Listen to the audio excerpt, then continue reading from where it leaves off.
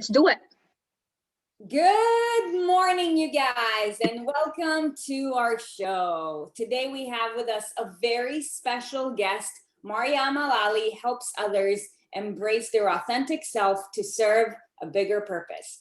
Her mission is to train people to intentionally grow the areas of their life that can help them become better for themselves, their families, their communities, societies, and nations. She's the founder of, I hope I'm pronouncing this right, Geshba Training Center. Mariam is the first Emirati licensee by the business guru and leader of the 10X movement, Grant Cardone, and first Emirati to also be certified by the personal development coach and leadership guru, John Maxwell. Mariam, welcome to the show. Thank you so much for hosting me. It's an absolute pleasure for me to be on your show. I remember the first time we met, virtually, was with Richie Dolan. This is what I remember. And then we met in person during Grant Cardone's mastermind in December, if I remember correctly. You have great memory, and you're. Yeah, I'm trying. It's this year. 100. So, my first question for you is,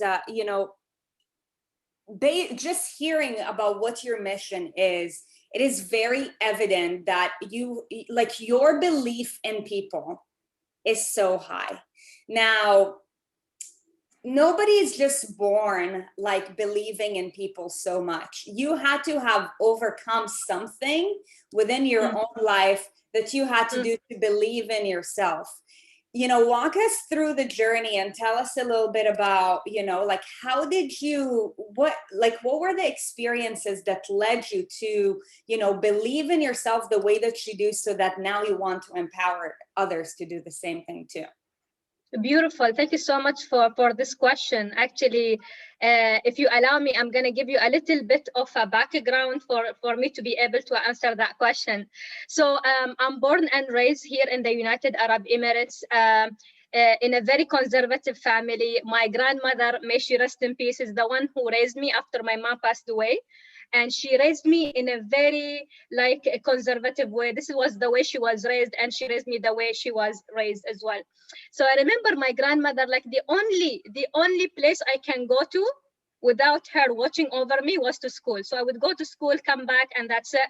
And I've been doing it for 12 years until I graduated from high school. And then when I graduated from high school and I went to college, that was my very first experience of being around people from other parts of the Emirates, and they were all girls. It was an all-girls university, the university I went into. And I remember when I went there, my grandmother, she was very protective. She was very scared. She was always watch the time and see what time I will be coming back from university. Again, out of her being very loving and very protective of me. And I remember even once I was very late from school, and she kind of freaked out and she called all the neighbors, oh my God, Mariam got kidnapped. No, I didn't get kidnapped. I was just late. The bus broke. And, she was, again, the fact that she was very protective of me and everything else. So imagine this girl, by the age of 17, she didn't see much of the world. And now she is at the university, connecting with other students from all around the Emirates, learning about life. And also, the fascinating thing for me was learning from my professors, the ladies and gentlemen who were teaching me all these different topics in college. By the way, I don't remember much of college. I remember this experience only. So what happened is that at that time, it's not like I didn't only know much about life or what do I need to do, purpose, goals. The only reason I went to college is to get a degree and get a job, right? So this is what I've been told. This is everybody around me was doing. Again, Grant Cardone would call this average, and this is pretty much what I was aiming for. And then as I mentioned, I was sitting with my professors, and I would sit with them, listen to them, hear their stories. My professors coming from all around the world, from the United States, they were coming from England, from Europe, from Asia, from Australia, from all around the world. And for me, I found joy in just having a conversation with them. I found the fact that they are different than me so beautiful. And it triggered me to even keep asking them all these questions. And I would be seen as the only student who would be hanging out with the professors. Okay, like who is this girl who is always like for lunch or for dinner, she is always with the professors, the ladies and gentlemen, and she's learning from them. And I remember that day, the day that changed everything in me. I was 17. It was my first year in college. And I remember that a lot of ladies in my universities were bothered by the fact that I will be mingling with my professors. And one of them, actually, she came to me one day out of the blue, and she said to me, Maryam, if you dare to sit with your professor at lunch, you can actually date him. And in my culture, it's not acceptable to even date and stuff. And again, a topic for another day maybe. So it was, and again, when she said that, I was like, how is her mindset is like that? I'm getting to know my professors. It's a beautiful that they are different than me. I'm practicing my English and stuff like that. And then I went to see my English teacher. His name is Gary Thomas O'Neill. And I went to him after 48 hours of that encounter with the lady. And I said, Mr. Gary, I came to the university with the intention of getting a degree. Now I've been facing something else that I didn't expect. Like why people are perceiving me different from the way I perceive myself. And you know what he said to me? He said to me a statement that I am using until today when I coach ladies, when I see them exceptional. He said to me, Maryam, all roses, they grow in a certain length. They grow on a certain height. When one rose tries to outreach everyone else, they try to chop it off to make it equal to everyone else. Don't allow anyone to chop you off. I saw Crystal. Wow. That is, I was thinking the same thing. And it's like, we say crabs in a bucket. When one crab is trying to crawl out of the bucket, the other ones are like grabbing it down. Pull it back down. It's the same concept and it's beautiful. I like the rose for this specific community because it's like rose is a little bit more of a beautiful concept than a crab, and nobody likes crabs. But that like, don't let anybody chop you off. It changed me. I think that was the beginning of me building a thick skin. Okay, I think that was the very first, that is my first encounter of me building a thick skin. And I remember after that day, I'm like, oh my God, if I'm perceiving myself in a way, someone else's perception of me, it's their thing, not mine. It is their perception, it's their view of the world, not mine. I view the world differently and they do it from their own perspective, and I respect that, but I believe that no one has the right to judge anyone if they don't know what they are going through. So I remember that experience in itself led me to realize that, you know what? As much as you believe in yourself, there are a lot of other people who don't. There are a lot of ladies, when I noticed it during the university, they were going through different stages of life. You know how college was. I mean, I don't know, like in UA is a little bit different, but anyways. But again, I would notice that they would stop going after something they want because someone told them to do so. In my case, if someone tells me not to do something, I would challenge it and I would say why, or just I would want to go ahead and have the conversation. For me, it was all about asking questions. And when the more I ask questions, the more I got to know about myself and about the world around me. And here, when I realized that, you know what, Maryam, you believe in yourself, you have it in you. It's something, again, it's a muscle I've been building all these years. It's not something that, oh my God, I'm gonna stop doing it because I'm perfect. Nobody is. And I believe until the last day of my life, I'm gonna still keep building that muscle. So bottom line is that I believe in people who don't believe in themselves because they don't see it yet. We all need that defining moment, a life-defining moment that will show us something in ourselves that we didn't know about. And for me, I had many of them. It started with that story with Mr. Gary O'Neill. That's so beautiful. And I want to ask too, I love talking with people from different ethnicities, different cultures, different countries and backgrounds, because all we know is what we've lived. All we know is what we've seen, what answers we've gotten from the questions we've asked. That's all we know.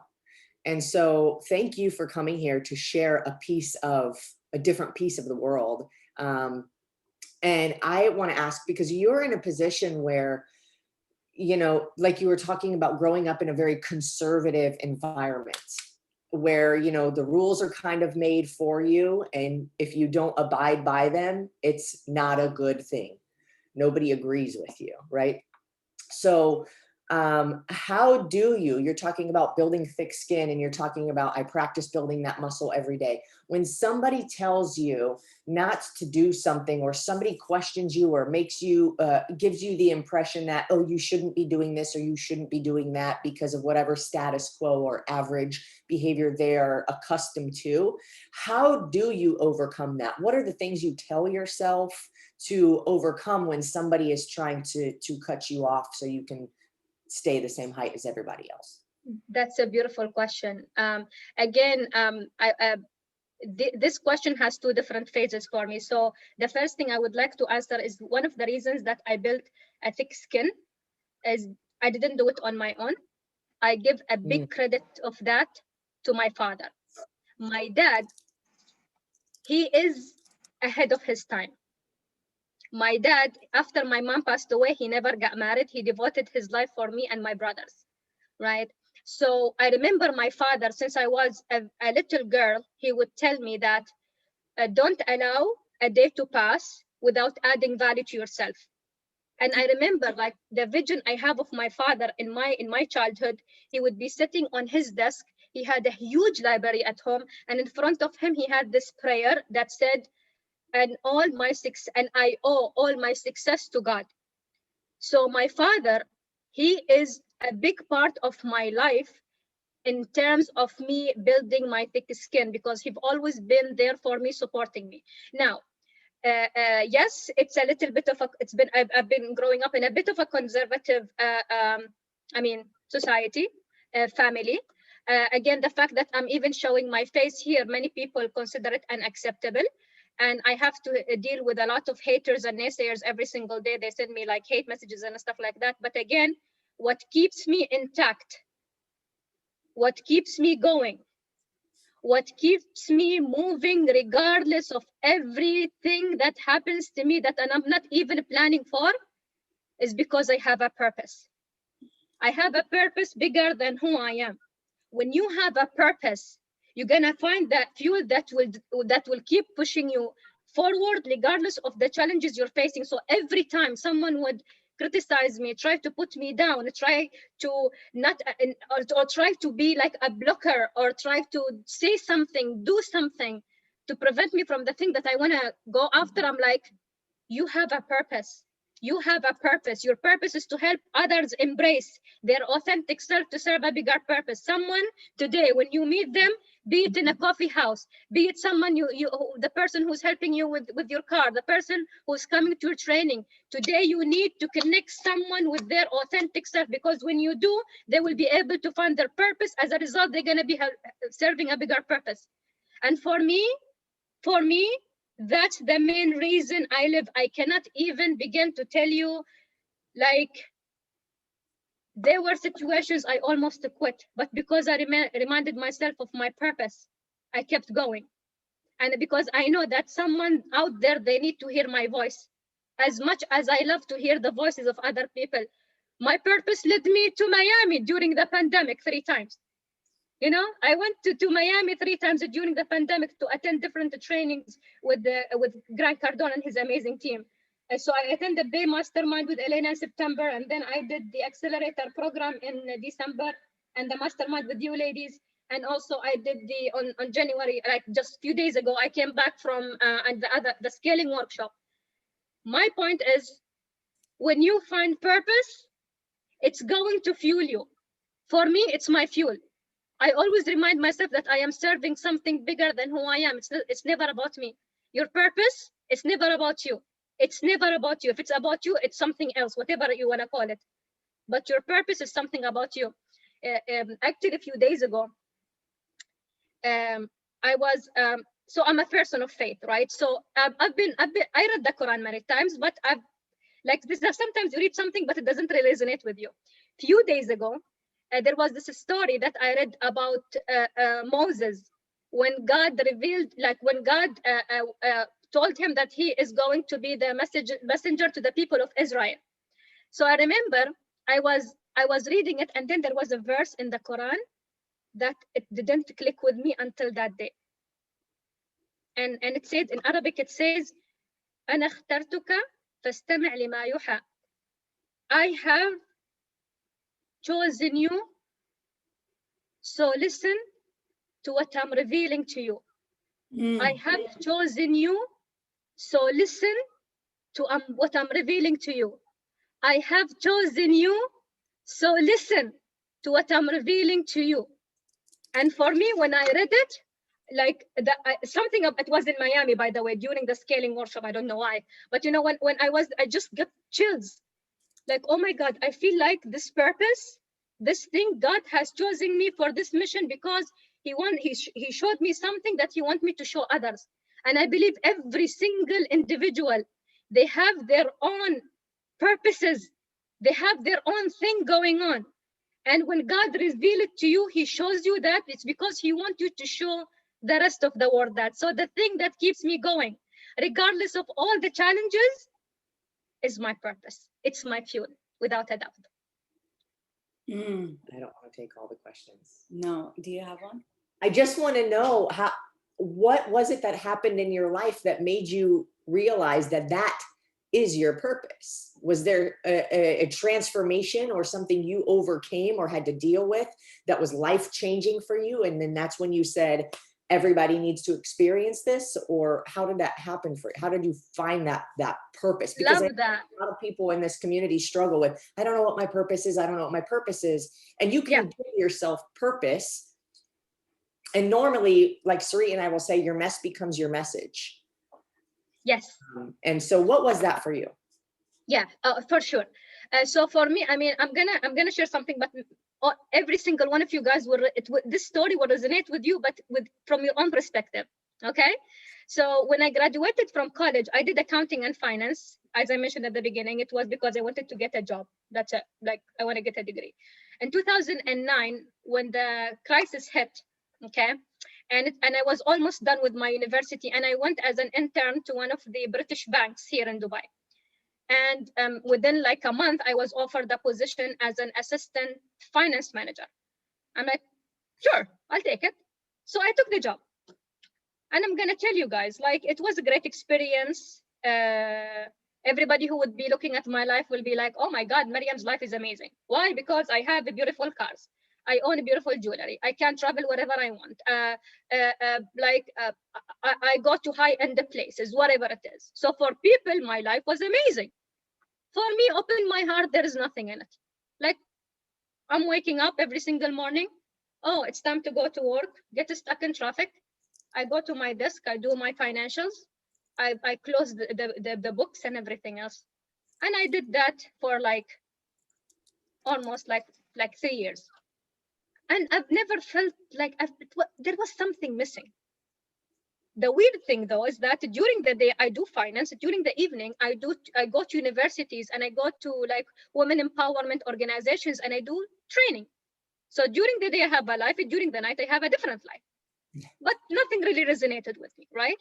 In 2012, when I started my master's, I came across this book by Simon Sinek called Start With Why. He started talking about the golden circle. I'm like, and he started talking about purpose. I'm like, what is this now?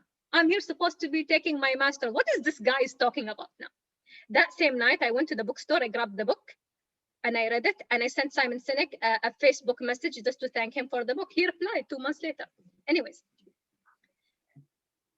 it was my very first introduction to purpose. But at that time, like, okay, it's something good to know, but what is mine? I don't know. I'm going to go keep working on my finance thing.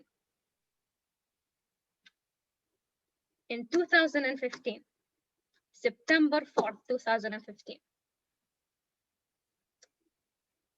I was in Miami. Oh my God, a lot of stories related to Miami. What's going on?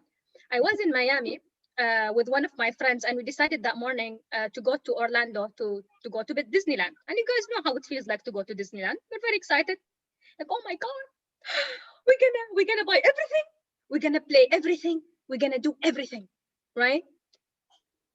And then I remember our excitement. We woke up at 5:30 in the morning. We took the bus, and on our way to Orlando, we kept receiving some disturbing messages from the social media in Dubai. And we were so disturbed by the messages that we didn't even want to look at our phones. We couldn't take selfies. We couldn't take Instagram photos because we are so scared of confirming whatever we were reading. I don't remember how we got back to Miami that evening. All what I remember is the following morning. I woke up and I read that confirmed message from the authorities. All what I could say is that 42, 42, 42. And my friend, she woke up and she's like, what's wrong with you? I'm like, 42. We lost 42.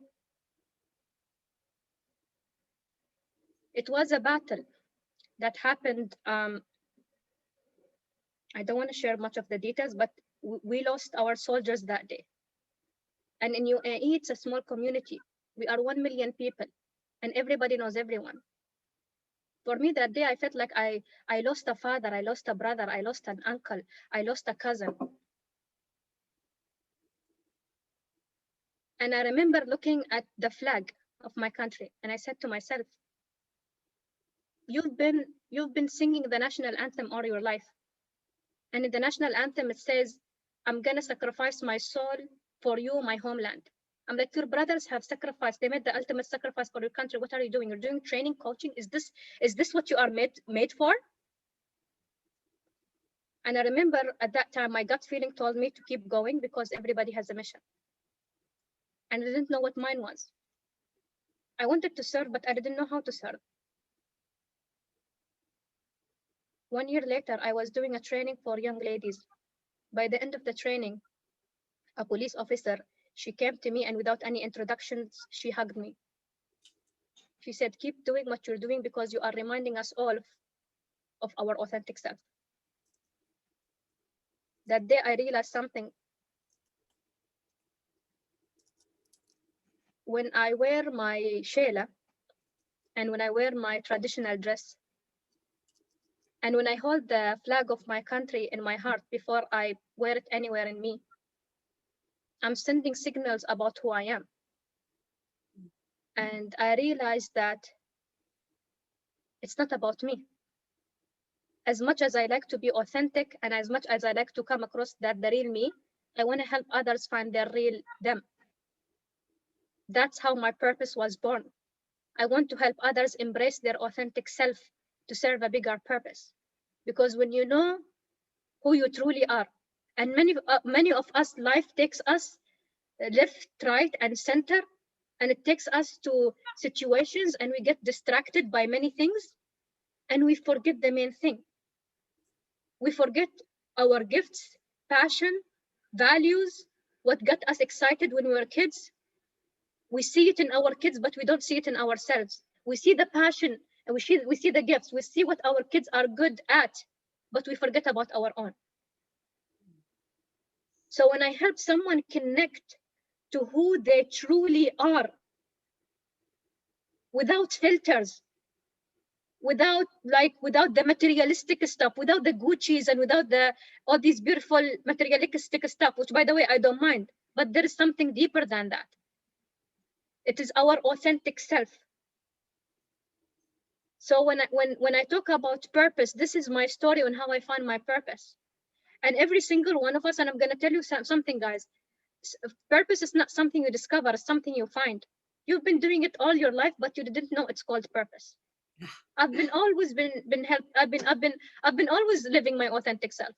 I've always been giving dates, by the way. Every time I would go to a conference, I would always take boxes of dates with me because I want to share part of my culture with the world. Like every time we have something similar to Halloween here. Yeah. And when I used to work in these big organizations, I would take that day off to spend it with the kids who would be coming to our houses. For me, that was me showing who I am. So it's not, purpose is not something you discover, it's something you find. It already has been defined for you. It gives a little bit of thinking. It's a little bit of a process. I'm happy to share it if we have time. And you're gonna find it. But the challenge is you find it and you live it. Many people find their purpose, but they choose not to live it, which is the sad fact. Oh, why? Why do people do that? Do what? They find their purpose, but choose not to live it. It takes courage to live your purpose. You guys cannot let fear stop you from doing what you know you need to do. 100%. Or comfort. Yeah, or comfort. Or comfort. 100%. 100%. I remember, like, there are 6 groups of people. I mean, I've been helping people find their purpose for a very long time. And there are 6 stages, 6 groups of people. So group number 1 is the group that from the day they are born until the day they pass away, they never hear about purpose. So what do? Nothing. The second group is the group that hears about purpose. Maybe hears me speaking about purpose, heard about Simon Sinek speaking about purpose, maybe heard a book by Dr. Franklin talking about purpose. They heard about it. What did they do? Nothing. Group number 3 is the group that knows of purpose. Those are the group that gets the book, they go into they go into the seminar, they watch a YouTube video. What do? Nothing. And then you have a group number 4, the group that is curious, the group that starts looking into purpose. But then when they are this close to finding it, they quit because they are scared of whatever they're gonna find on the other end. So group number 4, they quit. A group number 5 is the group that goes all in, and they find their purpose. And then what do? Nothing. And then you have group number 6, the courageous ones. Those are the ones who actually go after their purpose. Those are the ones who actually make big decisions. We call them 10x decisions, and they actually go after the things that they are supposed to be going for. So it takes courage to live purpose. It's gonna stretch you. It's gonna make you do things that you're not comfortable with. It's gonna put you in different situations, environment, criticism, people having a question mark every time you talk about your purpose. But again, it is the 6th group. The courageous one is the one that actually live their purpose. And from my experience, from everyone I help, 95 people quit, unfortunately. I want to talk about the concept of money for a second, because I don't think people realize how money is just, it's such a spiritual thing more than it is anything else. It stands for a manifestation of energy, as our friend and mentor Grant Cardone says. And, going back to the 6 categories and what you were saying, one of the things that Grant preaches is seek opportunities, not money. Do you believe that because we live in an economic world, most people who find their purpose settle for living an average life because they would rather choose comfort and an instant gratification rather than the great unknown where nothing is guaranteed? Beautiful. That's a beautiful question, which actually I think it's a good time to actually mention the process of finding purpose. You mentioned something very important here. So, I mean, like the first stage, I call them the 4 pillars of purpose. Pillars, as if one falls, the rest doesn't make sense. So the first one is, when it comes to purpose, is your gifts. What is your gifts? What are your gifts? Everybody has a gift, or gifts with an S at the end, okay? Everybody has a gift, as in it's something that is given to you. Like since you are a kid, you've been good at it. Like for the parents here, or if you guys are around children, you're gonna notice that there are certain kids who are so gifted at something that the rest of the kids are not gifted in. So it's a gift. It's something that is given to you, right? So it's something that is given to you. Didn't really work hard for it. Okay. So this is a gift. Your gift, something you are so naturally good at. The second pillar is your passion. Something that sets you, like you will just join a conversation. If someone talks about fitness and health, hello, you guys are going to be part of that conversation, because you are so fired by this topic. It is your passion. It is the area in which you are helping people. You are so excited about it, and it gives you energy, right? So this is the second thing, your passion. The third thing is your values. Okay, your values, as in these are the thing that is instilled in your heart, and you know your values are values when they are being tested. Okay, you know your values are values when they are being tested. So this is the third pillar. The fourth pillar, your purpose should pay you. I remember I struggled with that a lot at the beginning. Okay, your purpose should pay you. Okay, yes, you utilize your gifts, something you are so naturally good at. You bring your passion into it. You stick to your values, whatever they are, and it should pay you.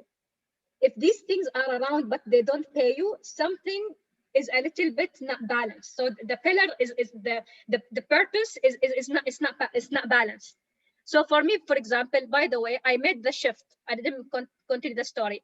I made the shift in my career from finance to learning and development when I realized that this is where I need to help people. I need to be a great trainer, coach, speaker, mentor, and teacher. This is my area. This is my passion. I remember when I made the shift, I didn't tell my dad for like a year and a half, but he would notice that I wake up in the morning and I run, and he's like, "What's happening?" I'm like, "Dad, I'm going to work." He's like, "What's happening at work?" I'm like, "I'm gonna go to work." I'm like, "Oh my God, why is this so weird for my dad to actually buy that I'm going to work?" And I'm so excited, right? So again, it fuels me, right? And I go and I get paid for the thing that I love to do, right? And I remember during that time, within 6 months, I got promoted.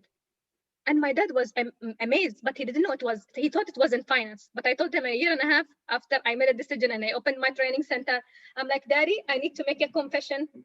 "Hello, Dad. I have to confess something to you, Mr. Isa." I'm like, "Daddy, I made a choice a year and a half ago. I'm not in finance anymore. I'm in learning and development. It's done. It's dusted. I'm part of John Maxwell team, and I have all these different certifications. It's done." I didn't find much resistance there because he now sees the results, right? So yes, I was paid in finance. There was a lot of money coming into my bank account. When I was in learning and development, a lot of money was coming into my bank account.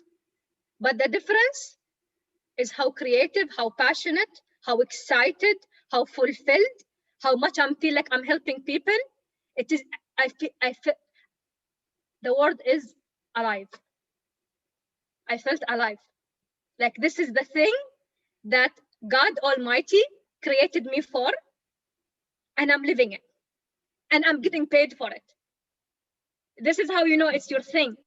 You love it. You are so excited about it, no matter how sometimes you feel you're tired or you feel like, "Oh my God, it's a long day." But again, you still have the energy to do one more thing, to help one more person, to go live one more time for the day, even though you are exhausted, because you know that someone out there may be waiting for your message to come across. Mm-hmm.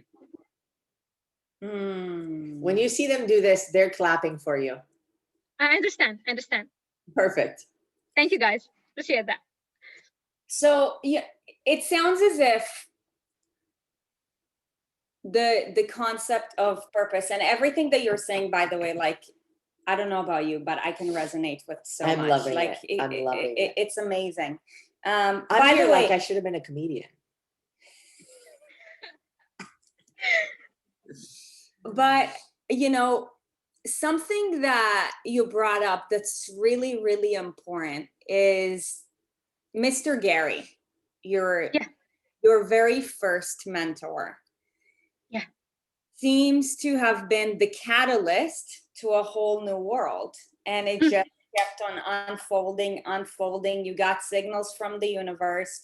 You were in tune and present enough to figure it out and just take the next step and test it and test it and test it and just completely surrender to the process. But, you know, in your journey of figuring out your purpose and arriving and just, you know, continuously moving along it, tell us a little bit about the importance of having mentors along the way.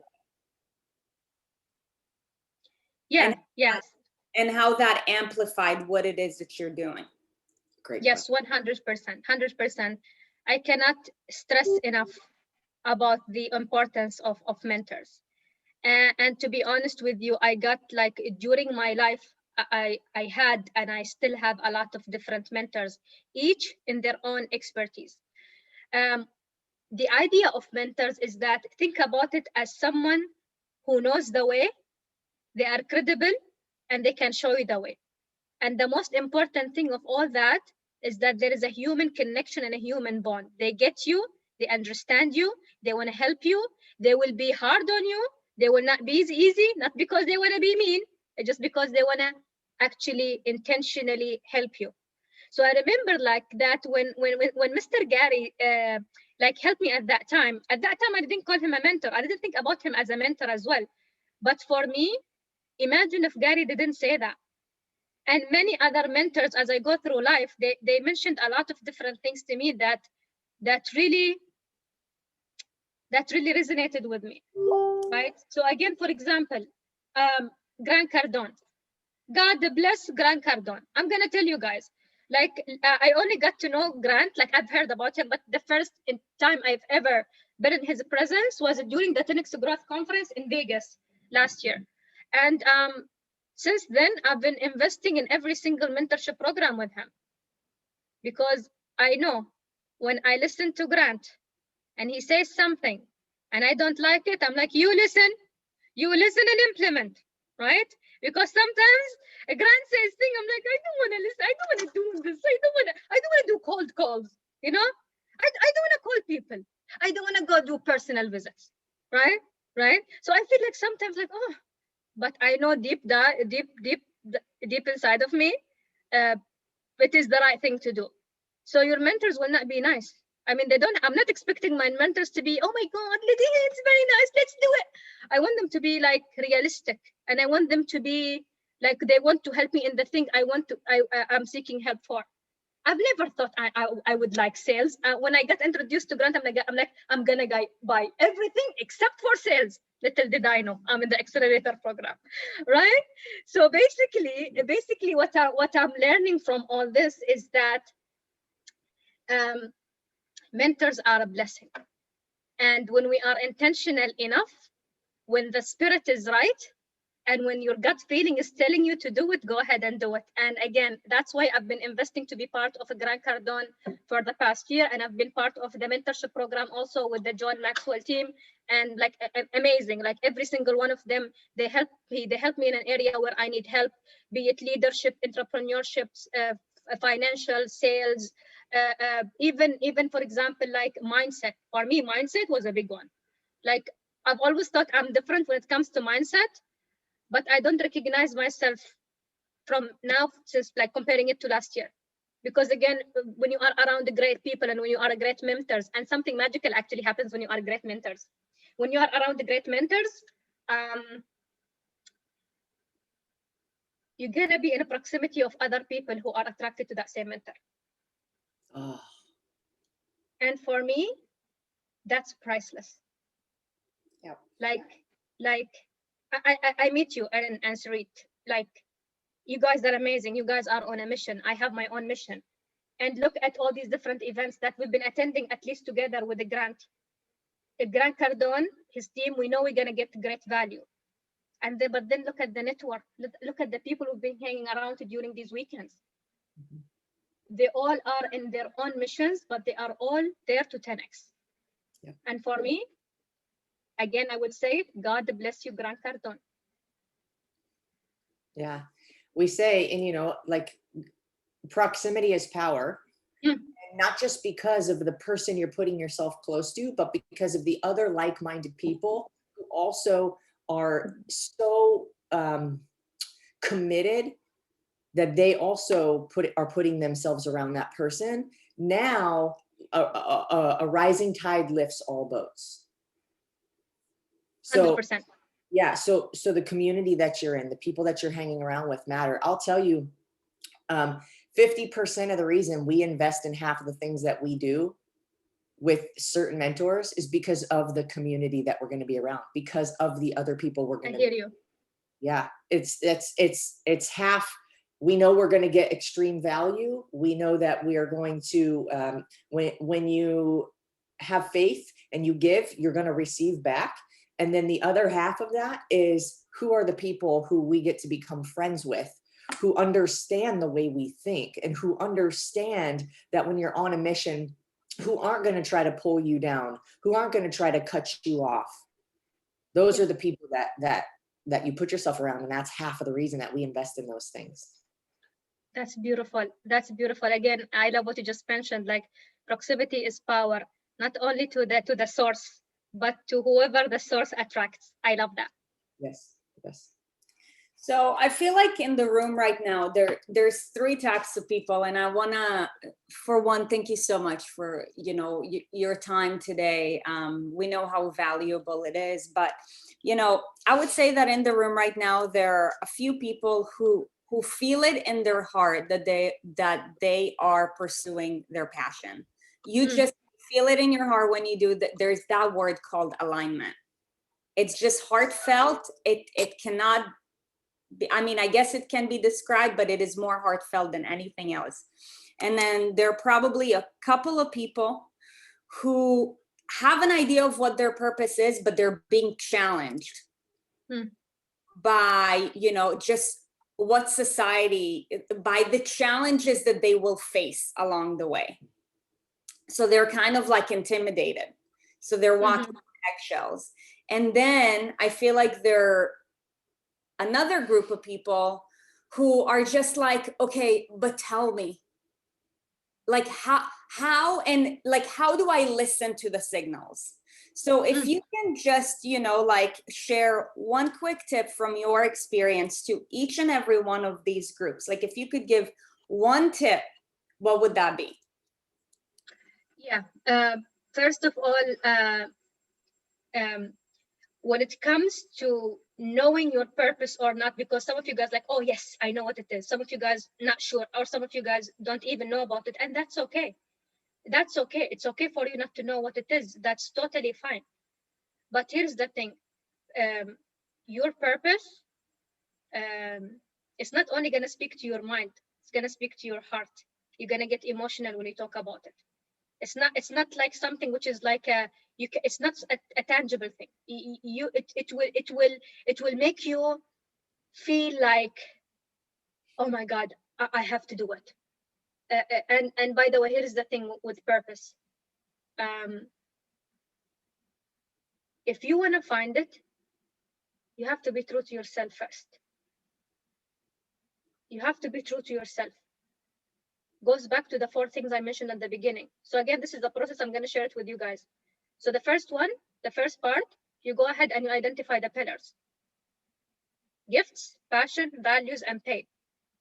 When I say pay, I mean, which areas is it gonna, which areas do you want to be paid for? Is the area you are in right now in your life, is it paying you?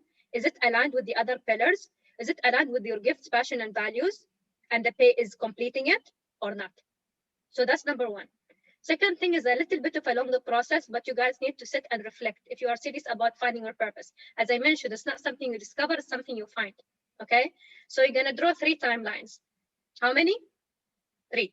Okay, the first timeline you're gonna draw literally like this. You're gonna draw like a timeline like this one. I don't know if you guys can see.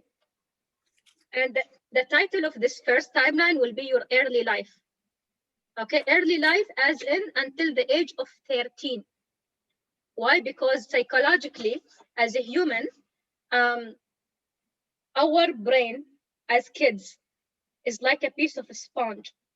there are certain memories from your childhood that is still there for a reason. There were certain childhood memories that will come back to you and you will not even know why. So what will you do? At the top of the timeline, you're gonna write the top moments of your childhood. At the bottom, you're gonna write the lowest moments of your childhood. And it's okay if it's gonna get you emotional. That's totally fine. That's why when I do this, it's a 4-day process. When I do a group coaching with it, it's a 4-day process. On the second day, I give them a break. We don't meet the third day.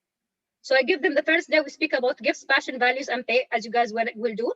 Second thing is you're gonna go ahead and do the 3 timelines, okay? So the first timeline is going to be your early life until the age of 13, whatever you can remember, until the age of 13, okay? Top moments, lowest moments. The second timeline you guys will do is your career/school, okay? Career/school/profession. Top moments, lowest moments, same thing. Again, it needs some work, ladies and gentlemen. I know it needs some work. It's not something that you just, it doesn't just click like that, okay? The third timeline is your life, your whole life. Top, lowest, we call them life-defining moments. Top moments, lowest moments. Top moments, lowest moments. Like, for example, in my case, it was Mr. Gary. It was the thing that happened with our soldiers. So life-defining moments, right? Something that triggered something in you. It could be negative, it could be negative, it could be positive, or it could be negative that became positive, and that's okay. You can keep experimenting with that. Okay, so this is the third timeline. What do you do after you are done?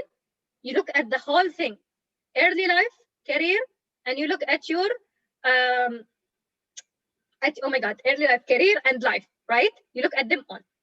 And then you select your top 5 to 6 stories. What is the catch? They give you a sense of fulfillment. Something that gives you a sense of fulfillment. That's the catch. Okay? Something that fulfilled you. Maybe when you are a kid, maybe it's a piece of chocolate, maybe helping another kid. I don't know what it is. Okay? So top 5. What do you do after you collect the top 5 stories? You find someone who loves you and trusts you. It could be a mentor, it could be a friend, it could be a colleague, it could be a sister, it could be a brother, it could be a spouse, whoever it is. Find that person and share these 5 stories with them. Share these 5 stories with them and tell the other person to do something. The other person who at the receiving end asks them to capture 2 things for you: your emotions and the themes. Emotions and themes. The other person at the receiving end, hearing you talking about these top 5 stories, will be capturing your emotions and your themes. After that, you have the conversation with that person. Okay? And you're gonna notice certain themes starts coming out. And if you notice maybe the stories don't really resonate, or as you're sharing them, like, oh my God, it didn't give me a sense of fulfillment, you can always go back to the timelines and select another one. There is no police for this. You can do whatever you want. Okay? Select that one. This is going to be the second part, by the way. Third part, you're gonna put it in a statement. I know it's a bit of a process. And but trust me, you're gonna find your purpose by the end of it when you are intentional. Okay, so the third thing, you are going to go ahead and write your purpose statement, cause and effect. Your purpose statement, cause and effect. You cannot say, for example, my purpose is to help others. Great, very general. What do you want to help people with? If you do step 1 and step 2, right, the pillars, and then you do the timelines, when you come to the third stage, you'll be like, okay, it's kind of connecting together. It should be a cause and effect. I want to help people. For example, if I say I want to help people embrace their authentic self. Okay, well done, Miriam. Okay, that's a cause. What is the effect? To serve a bigger purpose. So it should be a cause and then effect. And after that, what do you do once you write it down? And by the way, it's going to be like maybe a few drafts. Don't worry about perfecting it. The last part of it will be test it. Start testing it. Start talking about it. start saying it here and there. At the beginning, I was not very comfortable sharing my purpose. Like, I'm like, oh my God, how do I introduce myself with my purpose? Now I do it all the time. It's on my LinkedIn, it's on my social media. It is the first thing I start with on my sessions, like when I do my trainings and stuff like that. And then I become so comfortable with it. So, and again, it's the thing that gives me, it's like my compass, right? It's my fuel. So that's pretty much the process. I know it's a little bit long, but if you are intentional about it, you're going to find your purpose by the end of the 4th day or 4th stage. That is like a practical way to at least begin, you guys, at least begin to find it.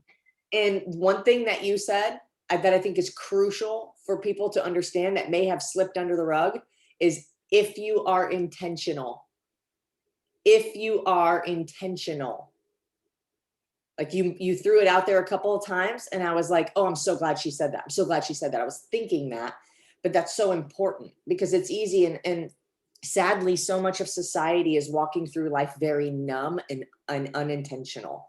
And we are here to wake them up, right? To discover, very similar to Miriam, who is you? Who are you? And how do you begin to live truly, authentically into that so you can find maximum fulfillment in your life, in all the 5 buckets we were talking about this week? So good. Thank you so much for that. Thank you so much. Hey, can we give one of these if that was like extremely valuable off the roof? Thank you, guys. Appreciate you. Okay, so I wanna ask you 2 more questions. The first one is, do you think why depression rates and anxiety rates are so high nowadays more than ever? Because people are so out of touch with their purpose and their soul is screaming out, but they're just so highly influenced just by the negativity of like average society, and there's just misalignment. Do you think it has anything to do with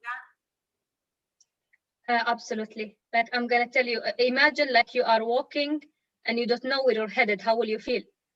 Like if you are walking in life and you don't know where you're headed, you know you're going, you're walking, like your legs are walking, but you don't know which direction. Of course you will feel lost, and you're gonna feel stressed and anxious and not sure what you want to do with your life. And then again, and mentally it's gonna be triggered to your physical body, and then things is gonna start falling apart. I believe that when you know what your purpose is, it's gonna help you with that. Actually, there is a great book by Dr. Franklin. Oh my God, Viktor Franklin. Yes, Dr. Viktor Franklin. That was the very first book written on purpose. It's called A Man's Search for Meaning. A Man's Search for Meaning. And that book was written during World War II because Dr. Franklin was actually in one of the concentration camps. And he would notice that people will just pass away between Christmas and the New Year. Even though there's not of physical reasons, it's because of stressful reasons. Why? Because many of these people who were captured, they thought that they will be released by Christmas or a New Year. And when Christmas comes and New Year comes and they are still in jail, something happens to their immune system. Again, I'm not into medicine much, but something happens into their mental state that affects their physical state, and many of them, as a result, they die. Dr. Franklin would actually notice that, and in the book he explains it in a way that really resonated with me personally. So yes, it can lead to that. And for me personally, if my life was like before, like if I didn't find my purpose and make the decisions to live my purpose, I'm gonna tell you, right now I wouldn't be in the current shape I am in right now, because I remember when I was in finance and doing something that I didn't like. It's true that I was having everything I wanted, but my health was not very good. Like I was always stressed. I would stay at work until midnight, and I'm all over the place. I would drink a lot of coffee. I don't eat healthy. It messes with me, right? But then again, this is my own personal experience. When I did find my purpose, there is a lot of things that got aligned for me. And for me, it's a blessing. Yeah, I love it. You know, so now I want to touch on one more thing, because I also feel as if a lot of people think that once you find your purpose, it's like there's no more challenges and difficulties in life. So only that was true. Okay, right. Go ahead. Sorry. Right. But just to think one step ahead, what, from your own experience, what would you say one should expect once finding their purpose? What kind of challenges and adversities are they going to face and be tested with on a daily basis? I love it. I love this question. This is a real question. This is no filter question, you know. I love it. So basically, finding your purpose is like having this moment. Oh my God, I found it. This is my purpose. Great, well done. This is the easy part. Now, okay? This is the easy, I mean, you want me to be nice or realistic? I'm being realistic here, okay? Yeah. So basically, expect that you're gonna be challenged in areas you didn't even think about them as a challenge. I'm gonna share my personal thing here, okay? Again, coming from, I'm in a different world, but we kind of all share the same thing. The minute you start living your purpose, you're gonna notice something. You're gonna be having new challenges, as in, for example, major decisions that you have to make. Do I stay in this career path I am in, or should I change it? Do I have to stay in this physical location I am in, or should I be moving somewhere else? Should I leave this organization and then go start somewhere else? Should I stay with this business, or should I start another one? So you're gonna start making big decisions that you didn't even think about it. And even there will be more decisions that you didn't even think about it as a decision. You'll be like, oh my God, I didn't know that my environment is not helping me. I didn't know that being around these people is not helping me. One of the things I've done the minute I found my purpose is that there are certain people that they had to go. Certain people that they had to go, okay? Some of them are actually friends, okay? But then when I started talking to them about my first purpose, and they started mocking my purpose or making fun of it, or like, oh my God, you think you're gonna make it? Who do you think you? Miriam, we know you. We've been friends for a very long time. You cannot make it. You cannot make it. This is not for you. It's just, oh my God, you are reading too many books. Did Simon Sinek's ideas get to your head? You know? Now they're telling me, is Grant Cardone getting to your head? You know? But basically, you're gonna notice that you're gonna be, the environment around you might not be supportive. Not only the big decisions you have to make, there is the environment decision that you'll have to make. Something about the environment. Someone out there is gonna, out of care, some of them, out of care, they will try to take you out of that decision because they care for you.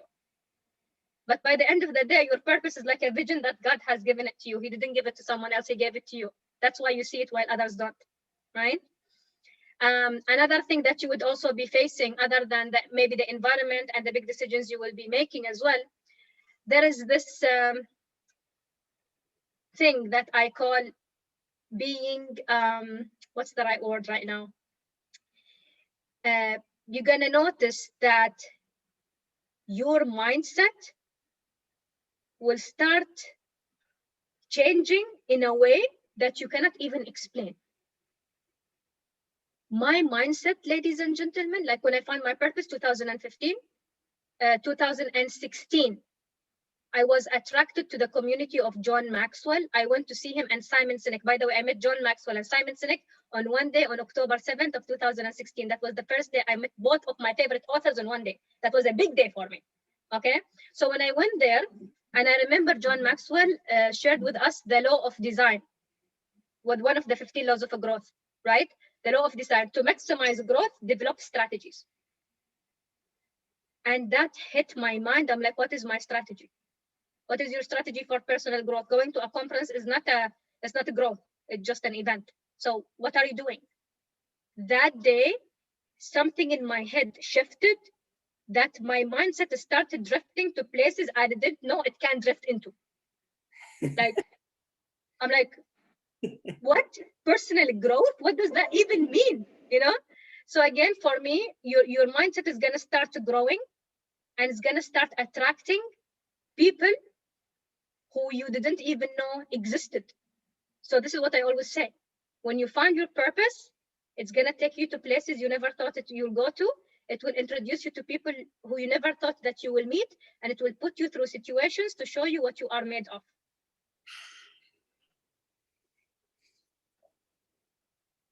Oh, fire. So you're gonna face challenges. It's gonna come in different forms.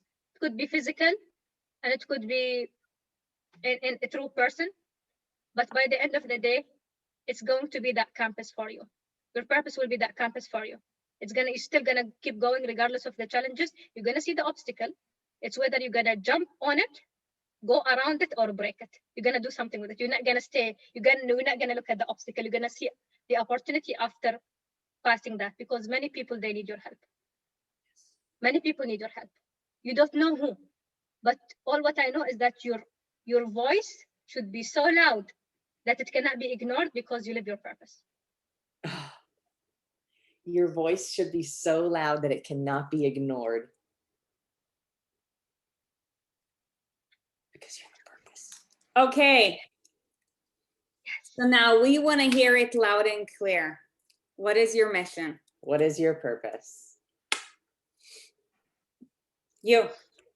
Oh, me? I thought you're asking the audience. I'm sorry. I got distracted there for a second. So my purpose is to help others embrace their authentic self to serve a bigger purpose. My mission is to train people to intentionally grow in the areas they are supposed to be growing at, so they can be better for themselves, for their families, for their societies, for their communities, and for their nations. When we have the same exact conversation, it's not going to be the same, because you're going to evolve a lot, and so will we. What? At 100%. By this time in 2031, between now and then, what did you accomplish? Oh, it's funny that you asked me this question, because a few days ago I did this exercise. By that time,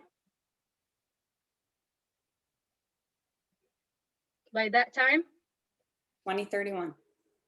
I will be, or well, I'm going to say it the way I write my goals in the morning. Okay, so I'm going to write it in that form. I'm going to be the master trainer for government institutions in Dubai. I am going to be the go-to person for intentional growth. I'm going to be the person who will be showing others the roads to find their purpose. I'm going to be the person who shows the world that no matter what kind of challenges you face is just an excuse, and the things beyond the excuse is something that is so worth fighting for. That is beautiful. Can I have you say those again? But this is an opportunity where I see to bring value even to you. Go ahead. Can you reread those, but instead of saying I will be, can you say I am? Oh, I said I will. Okay, I'm sorry. In my head, it was in Arabic. It's irrelevant. Okay, I'm gonna say it. I am. So I am the go-to for personal growth. I am the master trainer for government institutions in Dubai. I am the one who is showing others the road to find their purpose. I am the one who will be showing others that there is no excuses for you to get the thing that you want, because the minute you get the thing that you want, everything else is worthwhile. It's all worthwhile. I wanted to hear it like that, because I truly, truly believe that you are that. Nobody knows it yet. We do. Nobody knows it yet, except for Thank you. who shared it with and believes you, and will support you behind you. That's so beautiful. And thank you so much for your time. I know it's 6, what time is it over there? 7 p.m.? It's like dinner time. Our day is almost over. Your day just started. Yeah. Yeah. The sun's just coming up. Yeah, that's why there are some calls I cannot attend, you know, when they are like at 1 a.m. here this time. Like, oh my God, do I go to sleep or do I attend the session? Both of them are tempting. Yeah. My love, thank you so much for your time today. We know it's extremely valuable. You're an absolute gift to this universe. And for those of you guys watching, we know that this added a lot of value for you. If this added just one small golden nugget, please do us a favor and share it with somebody else. This is the gift that we ask for. When you receive it, just pay it forward. Okay? 100%. You guys are awesome. We love you guys. Thank you so much for spending your time with us this morning. Mariam. It's a blessing. Thank you. And I will see you guys very soon. I know I will. Yes. Are you coming to the GrowthCon? Yes. You must. Of course. Yeah. Of course. we will see you there. So care, much guys. For you guys. We hope you have a beautiful weekend. Take care, Mariam. Take care, everybody. Bye everyone. Ciao.